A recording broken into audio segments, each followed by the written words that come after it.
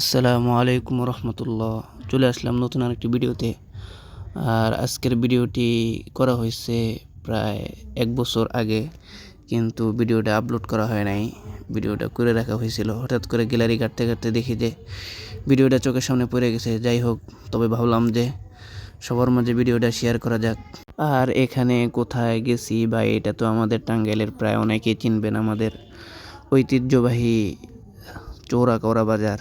আমরা সেখানে আমাদের এলাকা থেকে ফজর নামাজ পড়ে হাঁটার উদ্দেশ্যে হাঁটতে হাঁটতে আমরা সেখানে সেই বাজারে চলে যাই।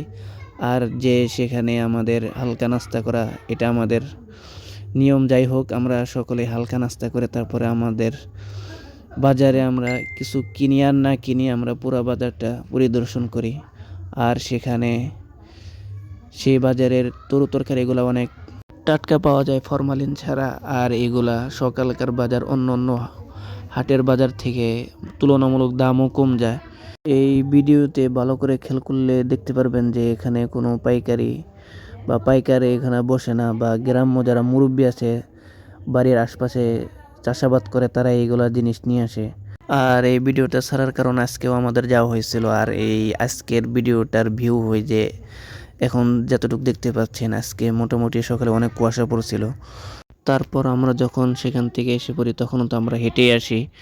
যাই হোক, হেঁটে আসার পরে মাঝখানে একটা ব্রিজ আছে, যারা আসি তারা অবশ্যই জানি ব্রিজে আমরা বেশ কিছুক্ষণ বসে থাকি।